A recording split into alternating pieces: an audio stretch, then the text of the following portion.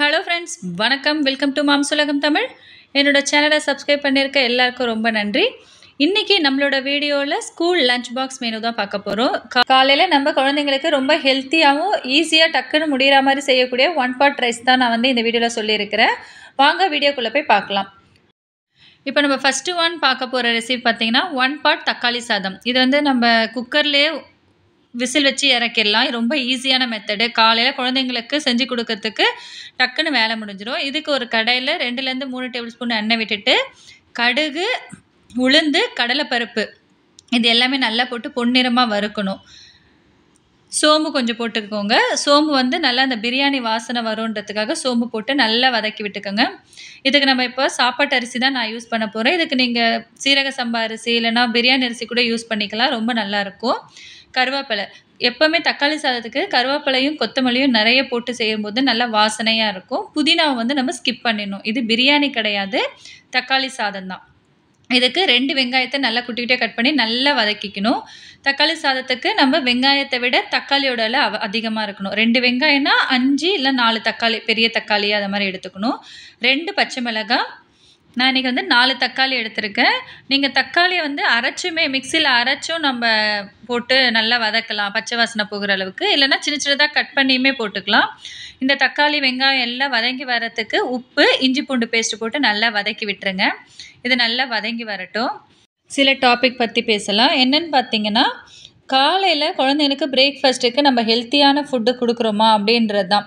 இப்போ எல்லாருமே அம்மா அப்பா 2 பேருமே ஒர்க் பண்ணுறாங்க. குழந்தைங்களும் ஸ்கூலுக்கு சீக்கிரமாக போகணுன்றதுக்காக காலையில் நிறைய பேர் பிரேக்ஃபாஸ்ட்டே சாப்பிடாம ஓடிடுறாங்க. வெறும் பால், பிரெட் இந்த மாதிரி சாப்பிட்டுட்டு போயிடுறாங்க. ஆனால் அது ஹெல்த்தியே கிடையாது.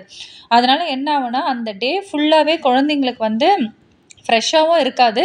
அவங்க கிளாஸில் உட்காரும்போதும் அவங்களுக்கு ரொம்ப சோர்வாக இருக்கும், தூக்கம் வரும். மேம் என்ன சொல்லித்தராங்கன்றதை லிசன் பண்ண முடியாது, பசி எடுக்க ஆரம்பிச்சிடும். அதனால் நம்ம காலையில் எப்போவுமே குழந்தைங்களுக்கு ஃபுட்டை ஸ்கிப் பண்ணாதீங்க. ஏதாவது ஒன்று, ஒரு இட்லியோ இல்லை கஞ்சி, சத்து மாவு கஞ்சி ரொம்ப ஹெல்த்தி. குழந்தைங்களுக்கு பால் மிக்ஸ் பண்ணி அவங்களுக்கு அதில் 1 கிளாஸ் இல்லை பெரிய கிளாஸில் 2 கிளாஸ் கொடுத்தீங்கன்னா அது ரொம்ப ஹெல்த்தியாக இருக்கும். அது கொடுக்கலாம். இல்லைன்னா ப்ரெட்டு ஆம்லேட் போட்டு கொடுக்கலாம், சாண்ட்விச் மாதிரி செஞ்சு கொடுக்கலாம். ஏதாவது ஒன்று, ஆனால் ஸ்கிப் பண்ணாமல் பிரேக்ஃபாஸ்ட் போட்டு நீங்கள் கொடுத்து அனுப்பிச்சிங்கன்னா அவங்களுக்கு ரொம்ப நல்லது, சாப்பிட்டு போனாங்கன்னா. இப்போ நான் பேசிக்கிட்டே இந்த தக்காளி சாதத்துக்கு தேவையான அளவு உப்பு, மிளகாய்த்தூள், மஞ்சத்தூள், குழம்பு மிளகாய்த்தூள் தான் போட்டிருக்கேன்.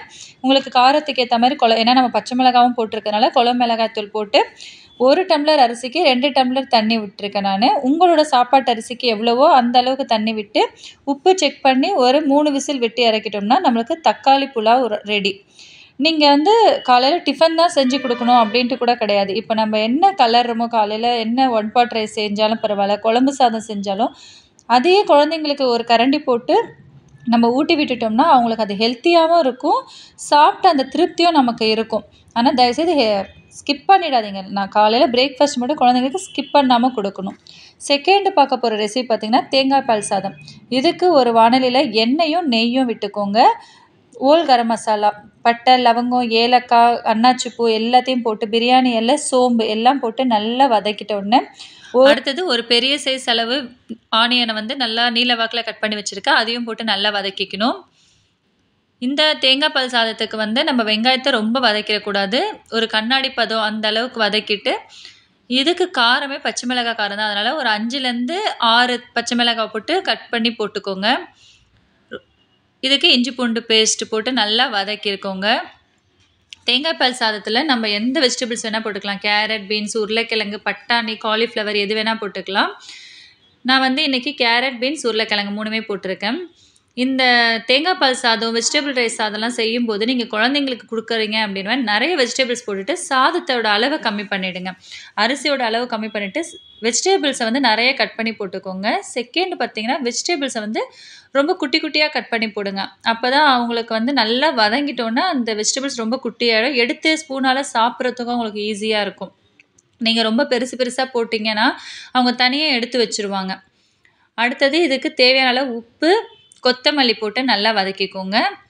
புதினா இருந்ததுன்னா கொஞ்சமாக போடலாம், ஆனால் பிரியாணி டேஸ்ட் வந்துடும். அதனால் கொத்தமல்லி நிறைய போட்டு நல்லா வதக்கிக்கோங்க. 1 கிளாஸ் அளவு நான் வந்து இன்றைக்கி பிரியாணி அரிசி எடுத்திருக்கேன். அதுக்கு தேங்காய் பால் வந்து 2 கிளாஸ். இதில் 1 கப் அளவு தேங்காய் பாலும் 1 கப் அளவு தண்ணியும் விட்டுருக்கேன். மொத்தமாக தேங்காய் பால் போட்டிங்கன்னா ரொம்ப திகட்டும், ரொம்ப திக்காக இருக்கும். குழந்தைங்களுக்கு வந்து டைஜஷன் ஆகாது சில குழந்தைங்களுக்கு.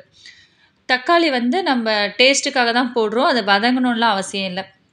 தண்ணி ஊற்றிட்டு தக்காளி போட்டு உப்பு செக் பண்ணிக்கோங்க. நல்லா தண்ணி கொதித்து வந்தோடனே ஒரு சிட்டிகை அளவு வந்து ரெட் மிளகாய் தூள், இது வந்து சிவப்பு மிளகாய் தூள் போட்டுக்கோங்க. இது வந்து டேஸ்ட்டு கொஞ்சம் நல்லாயிருக்கும்.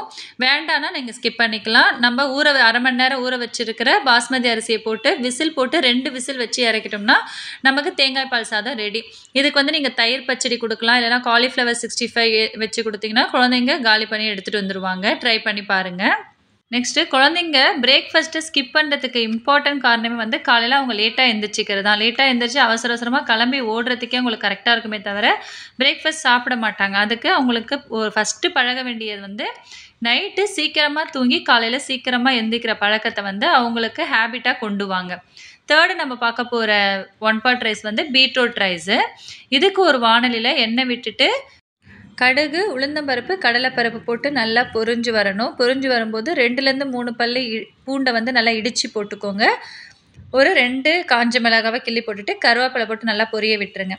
இது எல்லாமே நல்லா பொரிஞ்சு வரும்போது நம்ம துருவி வச்சுருக்க பீட்ரூட் ரைஸ்க்கு பார்த்திங்கன்னா காஞ்ச மிளகாவோட நம்ம பீட்ரூட் போட்டுட்ட பிறகு ஒரு அரை ஸ்பூன் அளவுக்கு குழம்பு மிளகாய்த்தூள், இல்லை அரை ஸ்பூனில் 1/4 ஸ்பூன் அளவு கூட குழம்பு மிளகாய்த்தூள் சும்மா லைட்டாக போட்டு நல்லா வதக்கிட்டு உப்பு போட்டு தண்ணி ஊற்றி மூடி போட்டு வேக வச்சிங்கன்னா பீட்ரூட் ரைஸ் வந்து சூப்பராக இருக்கும் நம்ம சாதம் போட்டு கலரும்போது. ட்ரை பண்ணி பாருங்கள்.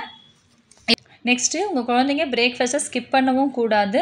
நம்மளும் குழந்தைங்களுக்கு ஹெல்த்தியான பிரேக்ஃபாஸ்ட்டை கொடுக்கணும் அப்படின்னு நினைக்கிறவங்க வந்து இப்போ நான் சொல்ல போகிற சில டிப்ஸ் எல்லாமே நீங்கள் ஃபாலோ பண்ணலாம். இது நிறைய மாம்ஸ் செய்கிறது தான்.